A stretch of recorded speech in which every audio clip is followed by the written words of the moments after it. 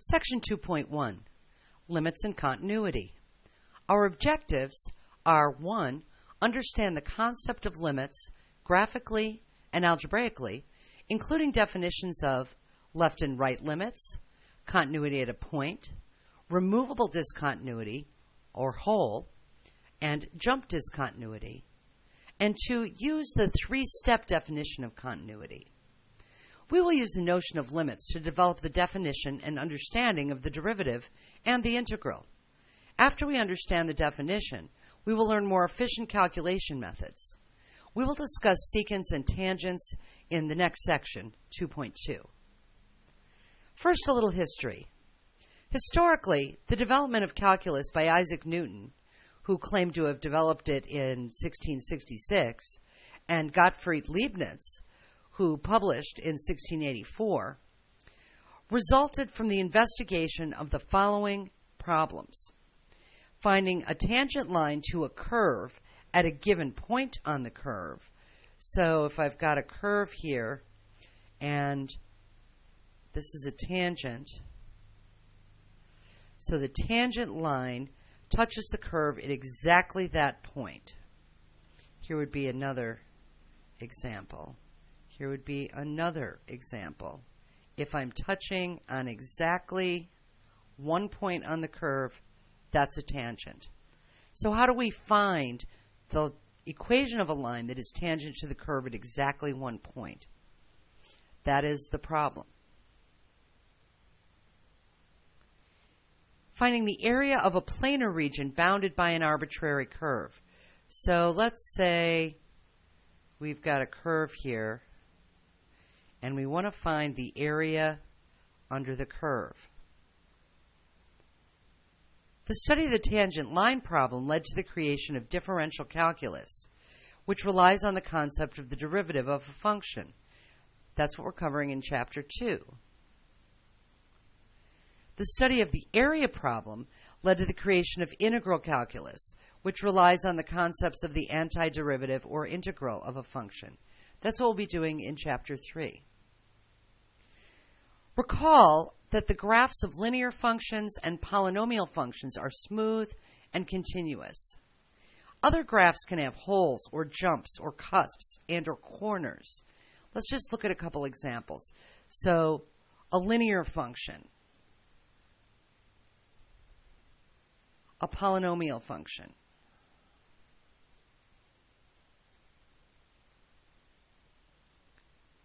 These are smooth and continuous. A hole might look something like this. A jump might look something like this. The jump being in here. A cusp looks something like that.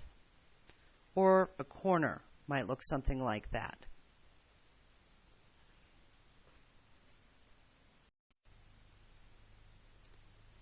The notation of a limit looks like this.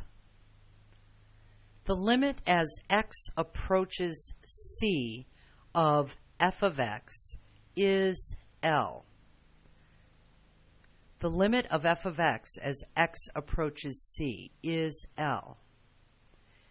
F of c is the value of the function at x equal to c. The limit as x approaches c of f of x is a single number.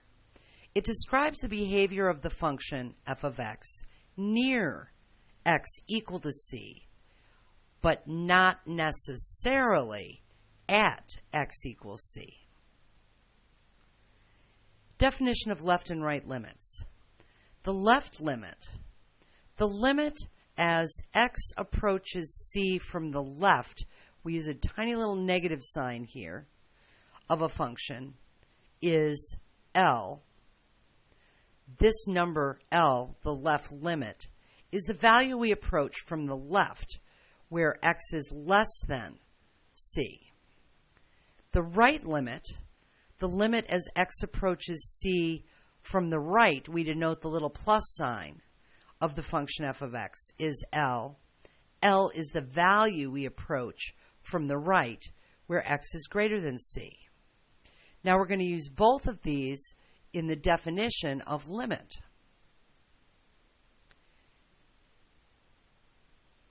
The limit as x approaches c from the left equals the limit as x approaches c from the right. So if these are equal to the same number, then that number will be the limit as x approaches c. First, let's look at limits from graphs. We're going to sketch some graphs and look. So let's say, I'm going to put a little bit of a scale here.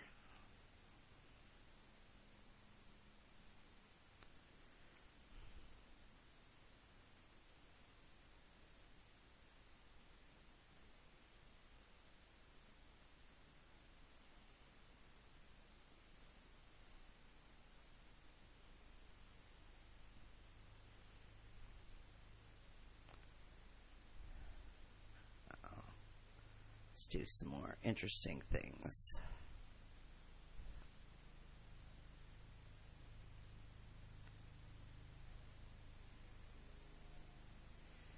Okay, let's say this is 1.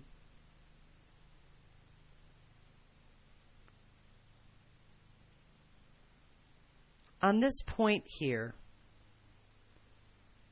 the limit as x approaches 1 from the left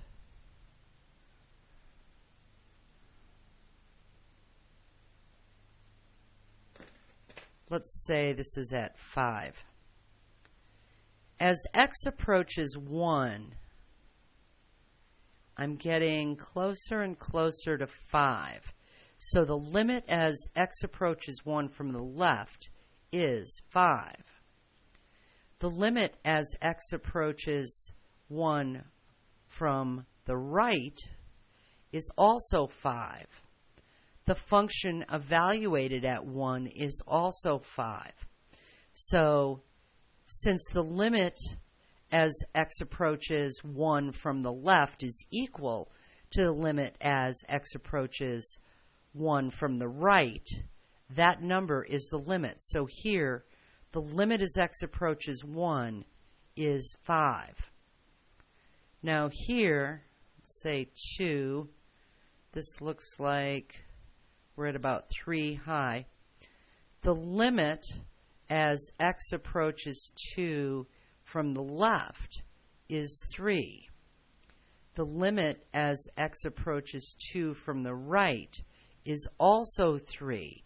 So the limit as x approaches 2 of this function is 3 because it's the same approaching from the left or the right. Let's suppose the function is actually defined down here. The limit as x approaches 2 would still be 3. This is irrelevant. Now here, this value looks to me like we'll call that 1, we'll call that 3. So here, the limit as x approaches 3 from the left is 1. The limit as x approaches 3 from the right is 3. So the limit here as x approaches 3 does not exist. And we write that DNE for does not exist.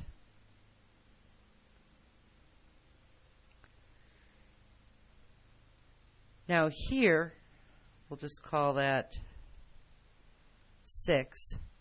It looks like I've got a vertical asymptote right here at 6.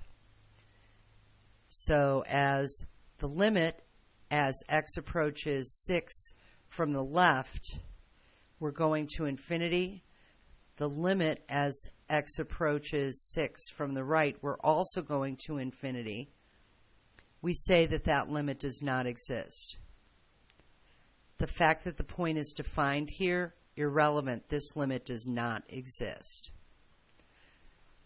So that's what we're talking about graphically. The definition of continuity at a point.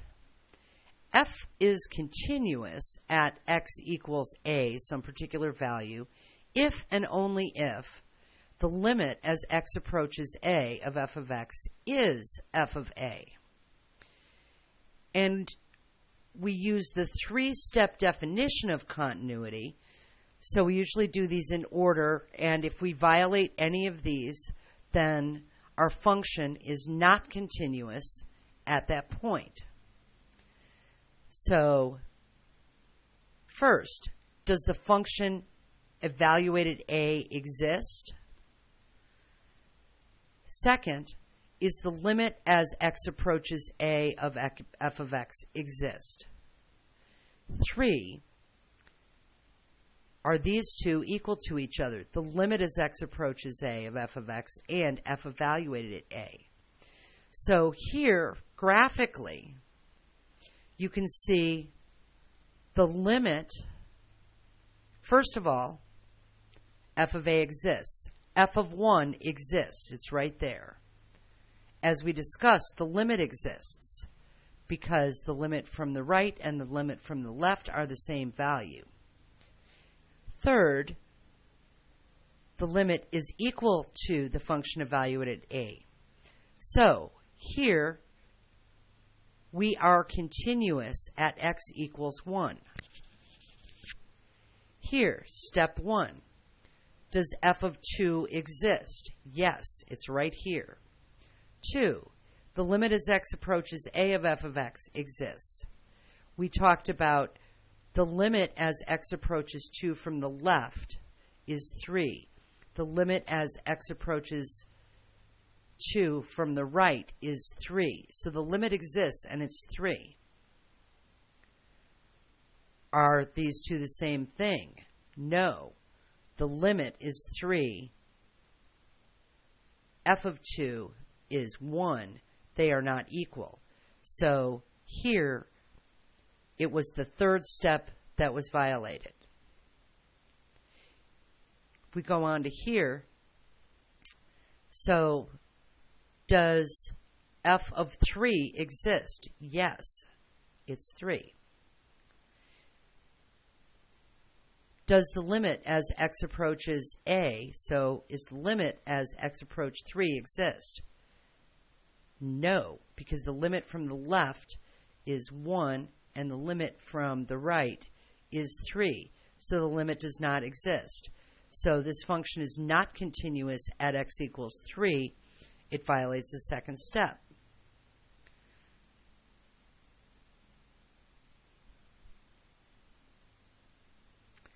Note that the limit as x approaches a of f of x does not exist. We write dne. A removable discontinuity, also called a hole, is the graph could be made continuous by changing the value of a single point. Now, if we look here, this is a hole. This is a removable discontinuity, because if I just changed that single point, then our curve would be continuous at 2. Here, I am completely disconnected. My limit from the left and my limit from the right are far apart. I cannot connect them. So this is not a removable discontinuity. This is not a hole. A jump discontinuity is the graph jumps between two values of f of x. So this is an example of a jump discontinuity. Here, where we're going to infinity here, and the function is defined here, this is neither a removable discontinuity, nor is it a jump discontinuity.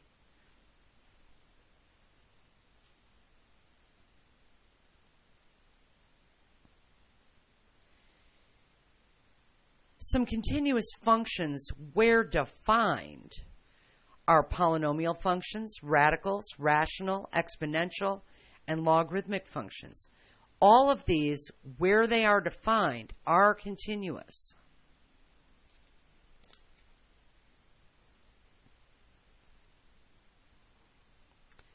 So that tells us the limit as x approaches a of f of x is f of a exists. So the limit exists, and we can find the limit by evaluating f of x for all functions that are continuous at that point. So that tells us we can find the limits by just evaluating for all of these functions.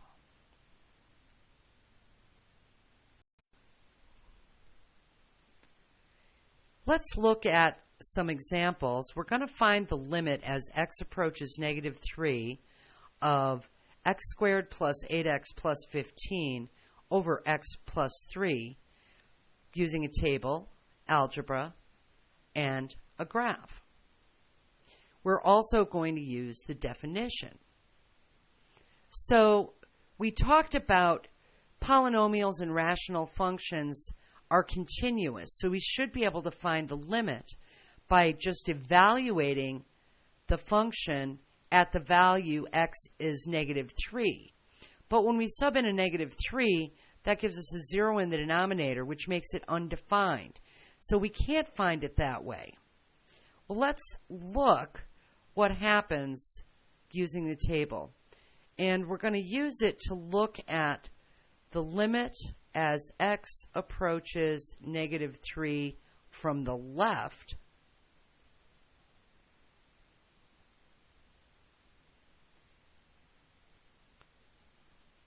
And then we're going to look at the limit as x approaches negative 3 from the right.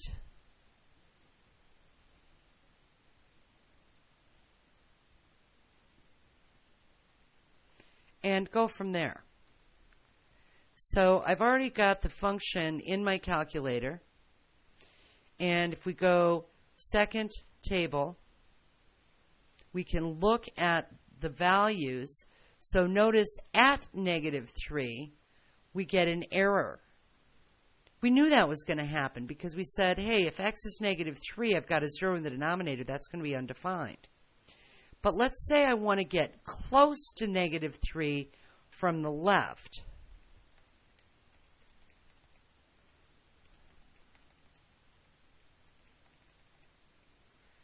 So you can see what's happening here.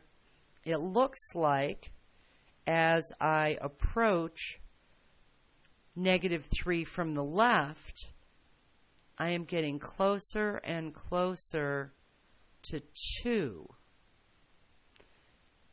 I am so close that the calculator is telling me I'm at negative 3.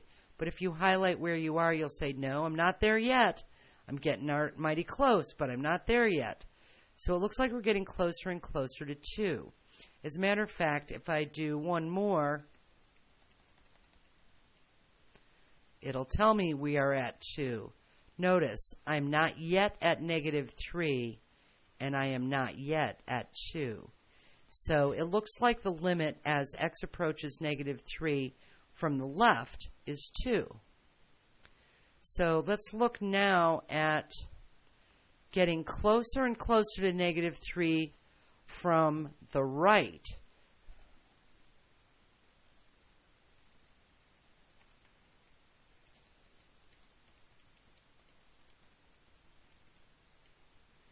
So what's happening? I am getting closer and closer and closer. It even tells me I'm at 2 here, but when I highlight it, no, I'm not at 2 yet. Darn close, but I'm not there yet. But it does look like we are approaching 2. Now the limit from the left is 2. The limit from the right is 2. Therefore, by our definition, the limit as x approaches negative 3 of this function is 2. So we just use the table on our calculator to help us with that. Now let's look at it again algebraically. So here I've got x squared plus 8x plus 15 over x plus 3. And the first question I ask myself is there anything I can do to simplify this to find an equivalent function? Well, I think this looks factorable, so let's go ahead and factor it. And how convenient. I do have a common factor I can factor out that leaves me with just x plus 5 in the numerator.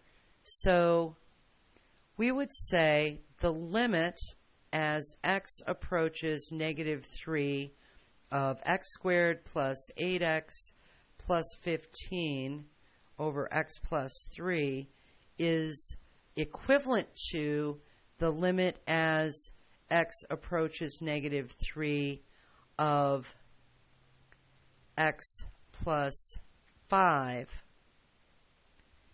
And this is defined at negative 3, so I can just evaluate at x equals negative 3 to find that number, and it is, of course, 2.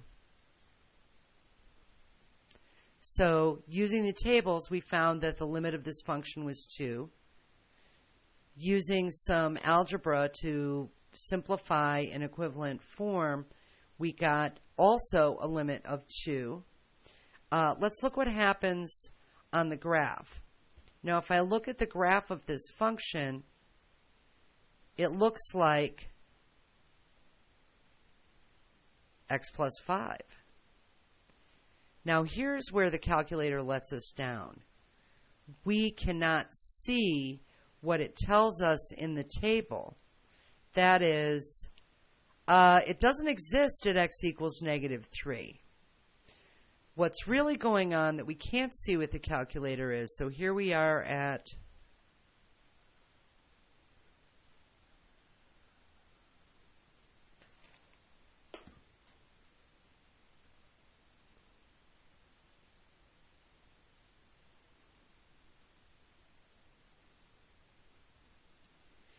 x equals negative 3, we have a hole.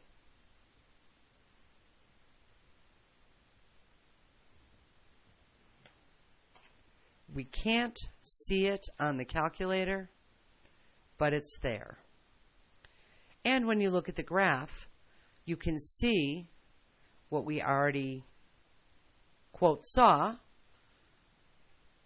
why the limit as x approaches negative 3 is 2, because the limit from the left is 2 and the limit from the right is 2. So this notion of limits is going to come in very handy in our definition of the derivative.